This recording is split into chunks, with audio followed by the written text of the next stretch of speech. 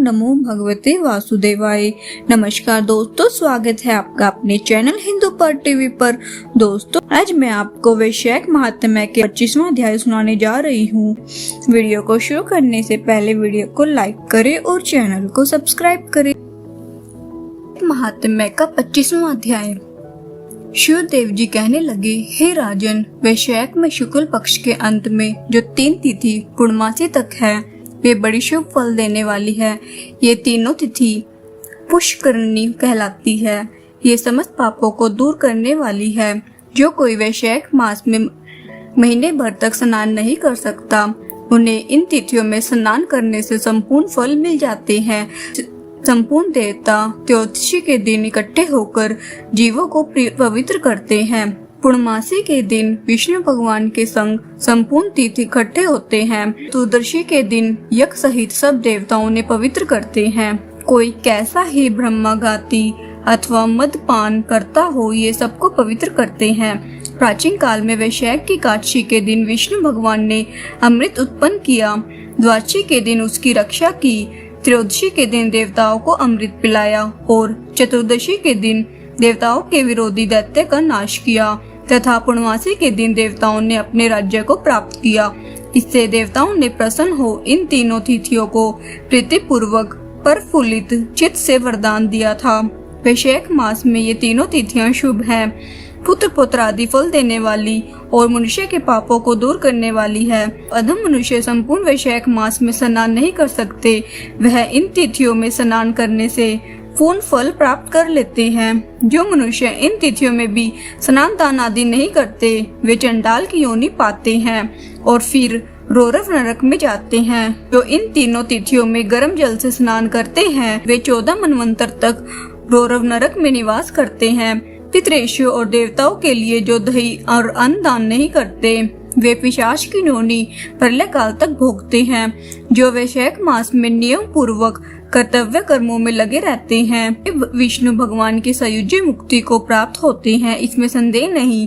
जो वैशाख के कुल महीनों में नियम पूर्वक न रहकर केवल इन 3 तिथियों में शास्त्र विहित कर्म करते हैं, वे पूर्ण फल पाकर विष्णु लोक में निवास करते हैं। जो मनुष्य देवता पितृश्वर गुरु और विष्णु भगवान के निमित्त स्नान दान नहीं करते, उन्हें हम शाप दे देते हैं। वे मनुष्य निसंतान, आयुहीन और दुखी होंगे। देवता ऐसा वर देकर अपने अपने धाम को चले गए। अतः वे तीनों तिथियां बड़ी पुण्यकारिणी और सब पापों को नाश करने वाली है तथा तीनों पुष्करणी कहलाती है। पुत्र और पौत्र को बढ़ाने वाली है। जो स्त्री पूर्णमासी के दिन ब्राह्मण को मालपुआ और खीर भोजन करवावे तो कीर्तिमान पुत्र पावे। पिछले इन्हीं तीनों दिनों में जो कोई गीता का पाठ करे, उसे प्रतिदिन अश्वमेध यज्ञ करने का फल मिले, इसमें संदेह नहीं। जो कोई इन तिथियों में विष्णु सहस्त्र नाम का पाठ करता है, पुण्य के फल कहने की तो किसी में स्वर्ग अथवा पृथ्वी भर में सामर्थ्य नहीं है। पूर्णमासी के दिन कोई सहस्त्र नाम का पाठ करे और एक एक नाम पर मधुसूदन भगवान को दूध से स्नान करावे तो उसके सब पाप दूर हो जाते हैं और वह विष्णु लोक को चले जाते हैं। जो सभी उत्तम उत्तम पदार्थों द्वारा मधुसूदन भगवान का पूजन करे तो कल्पांत में भी उसके पुण्य क्षीण नहीं होते। जो कोई वैशाख मास में न स्नान करे न दान करे, वह ब्रह्म हत्यारा, गुरुघाती और पितेश्वरों का नाश करने वाला होता है। जो कोई नित्य प्रति श्रीमद् भागवत का 1 श्लोक, अर्ध श्लोक या चौथाई श्लोक पढ़े तो ब्रह्मत्व को प्राप्त होता है। इन तीनों दिनों में श्रीमद् भागवत की कथा सुनने वाला भी कभी भी पापों में लिप्त नहीं होता। जैसे कमल के पत्ते पर जल नहीं ठहरता, इन तीनों तिथियों में विधिवत भगवत पूजा, स्नान दान आदि करने से बहुत से मनुष्य देवता हो गए हैं। कितने ही सिद्ध बन गए हैं, कितने ही ब्रह्म भाव को प्राप्त हुए हैं। ब्रह्म ज्ञानी अथवा प्रयागराज में मरने से मोक्ष मिलता है अथवा वैशाख मास में नियम पूर्वक स्नान करने से मोक्ष मिलती है। वैशाख की पूर्णमासी के दिन स्नान करके नीले रंग का सांड छोड़े तो समस्त बंधन से छूटकर धर्म, अर्थ, काम और मोक्ष की प्राप्ति होती है। जो गरीब कुटुंबी ब्राह्मण को गोदान देता है, वह अकाल मृत्यु से छूटकर परम लोक में परम पद पाता है। जो मनुष्य वैशाख की पूर्णमासी को बिना स्नान दान किए बिता देते हैं वह 100 जन्म तक कुत्ते की योनि में पड़कर विष्ठा के कीड़े होते हैं। तीनों भुवन में 3.5 करोड़ तीर्थ हैं। ये सब इकट्ठे होकर पाप समूह के डर से सलाह करने लगे कि पापी मनुष्य अपने किए गए पाप हमारे बीच में त्यागते हैं तो हमारे पाप कैसे दूर होंगे। ऐसी चिंता करते हुए तीर्थपाद हरि भगवान की शरण में गए और अनेक स्त्रोत द्वारा स्तुति करके प्रार्थना करने लगे। हे देव, हे जगन्नाथ, हे संपूर्ण पापों के नाश करने वाले, पापी मनुष्य में स्नान करके पापों को हमारे बीच में छोड़कर आपके धाम को चले जाते हैं। तो हे प्रभु, हम तो आपके आज्ञाकारी हैं, तो ये पाप हे जनार्दन हमसे कैसे दूर होंगे। हे प्रभु, हम आपके चरणों की शरण के इच्छुक हैं, कोई उपाय हमारे सामने कहिए। जब तीर्थों ने ऐसी प्रार्थना की तब भूत भावन भगवान हंसते हुए मेघ जैसे गंभीर वाणी से बोले, वैशाख के महीने में मेष की संक्रांति में शुक्ल पक्ष में जो अंतिम 3 दिन हैं, वे 3 दिन सर्व तीर्थ में पुण्य रूप है और मेरे प्राण प्यारे हैं। इनमें सूर्योदय से पहले स्नान कर जल से बाहर आ जाए, जिससे सब प्रकार के पाप से छूट पुण्य रूप और निर्मल हो। उन तीनों दिवसों के बीच जो कोई स्नान नहीं करते उन मनुष्य में ही पाप स्थित रहता है। जो पाप तुम्हारे बीच में से उनसे निकल कर इकट्ठे हुए हैं, जो मनुष्य इस प्रकार तुम्हारे बीच में पाप छोड़ गए हैं, वे उनमें रहते हैं। ऐसा तीर्थपाद विष्णु भगवान ने तीर्थों को वरदान दिया और ऐसी आज्ञा दी। योग बल से वही अंतर्ध्यान हो गए और सब तीर्थ अपने अपने धाम को चले आए। प्रतिवर्ष वैशाख के महीने में पिछले 3 दिनों में सब अपने अपने पापों को छोड़ निर्मल होते हैं। जो वैशाख के पिछले 3 दिनों में स्नान नहीं करते, उन्हीं के ऊपर सब मनुष्य के पाप आकर ठहर जाते हैं। इस प्रकार स्नान न करने वाले मनुष्य को तीर्थ शाप देते हैं। जो कोई इन 3 दिनों में स्नान नहीं करता, उसके समान कोई पापी नहीं है। ऐसा पाप किसी भी शास्त्र में नहीं देखा है और न ही सुना है। अतः पिछले 3 दिवस में स्नान, दान और मधुसूदन भगवान की पूजा न करे तो इसके तुल्य कोई पाप नहीं। जो इन कर्मों को न करे वह 14 मनवंतर तक नरक में पड़ा रहे। इस प्रकार संपूर्ण वैशाख का महात्म्य महाबुद्धिमान श्रुत कीर्ति के आगे कहा हुआ। जैसे जैसे सुना या देखा तदनुसार ही माधव मास की कथा वर्णन की गई। इस महात्म्य को पूरी रीति से वर्णन करने की सामर्थ्य तो ब्रह्मा की भी नहीं है। पहले कैलाश के शिखर पर बैठकर पार्वती जी ने महादेव जी से पूछा, तब महादेव जी 100 वर्ष तक यही कथा कहते रहे तो भी पूरी नहीं हुई। तब असमर्थ हो चुप हो गए। विष्णु भगवान जगन्नाथ श्री नारायण के बिना कोई भी वैशाख मास का वर्णन पूर्णतः नहीं कर सकता। पहले सब ऋषियों ने मनुष्य की हित कामना से थोड़ा थोड़ा वैशाख माहात्म्य वर्णन किया है, परंतु हे राजन, किसी ने अंत नहीं पाया। असमर्थ होकर सब बैठे रहे।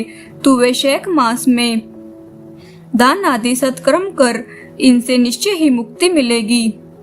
ऐसे मिथिलापति राजा जनक को समझाकर शुद्धदेव जी राजा से पूछकर जाने का विचार करने लगे तो राजा को एक साथ आहत उत्पन्न हो गया।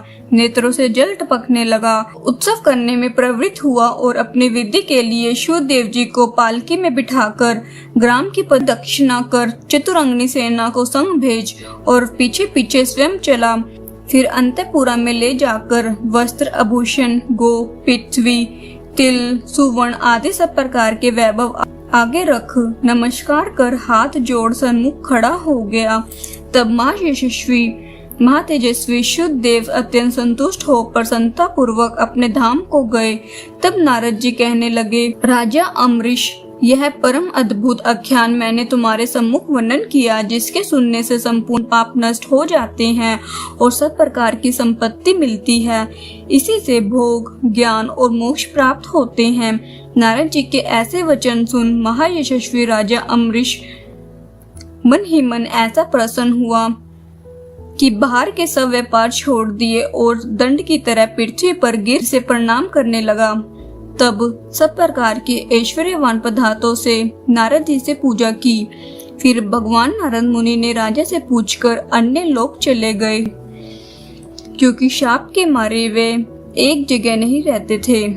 राजश्री अम्बरीश भी नारद जी की कथा के अनुसार शुभ धर्मों का आचरण करते हुए निर्गुण भगवान में लीन हो गए। सूत जी बोले, जो कोई इस पाप के नाश करता और पुण्य के बढ़ाने वाले परम अद्भुत आख्यान को सुनता व पाठ करता है वह परम गति को प्राप्त होता है, तथा जिसके घर में हाथ लिखी पुस्तक है उसके तो हाथ में ही मुक्ति है, सुनने की भी कुछ आवश्यकता नहीं है। इस प्रकार वैशाख महात्म्य का अंतिम अध्याय समाप्त हुआ। बोलो विष्णु भगवान की जय। ओम जय जगदीश हरे, स्वामी जय जगदीश हरे। भक्त जनों के संकट क्षण में दूर करे। ओम जय जगदीश हरे, जो ध्यावे फल पावे। दुख विन से मन का, स्वामी दुख विन से मन का। सुख संपत्ति घर आवे, कष्ट मिटे तन का। ओम जय जगदीश हरे, मात पिता तुम मेरे। शरण गहूँ मैं किसकी, स्वामी शरण गहूँ मैं किसकी। तुम बिन और न दूजा, आस करूँ मैं किसकी। ओम जय जगदीश हरे, तुम पूर्ण परमात्मा। तुम अंतर्यामी, स्वामी तुम अंतर्यामी। पार ब्रह्म परमेश्वर, तुम सबके स्वामी। ओम जय जगदीश हरे, तुम करुणा के सागर। तुम पालन करता, स्वामी तुम रक्षा करता।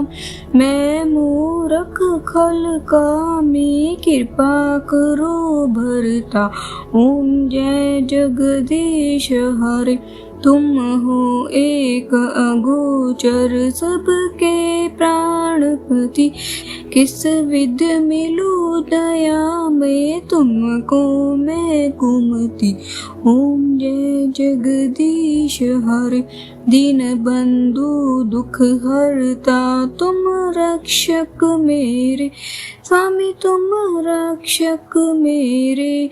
अपने हाथ उठाओ, द्वार पड़ा तेरे। ओम जय जगदीश हरे, विषय विकार मिटाओ। पाप हरो देवा, स्वामी कष्ट हरो देवा। श्रद्धा भक्ति बढ़ाओ, संतन की सेवा। ओम जय जगदीश हरे, श्री जगदीश जी की आरती जो कोई नर गावे। कहत शिवानंद स्वामी, सुख संपत्ति पावे। ओम जय जगदीश हरे, स्वामी जय दीननाथ हरे। भक्त जनों के संकट, दास जनों के संकट क्षण में दूर कर। ओम जय जगदीश हरे। बोलो विष्णु भगवान की जय।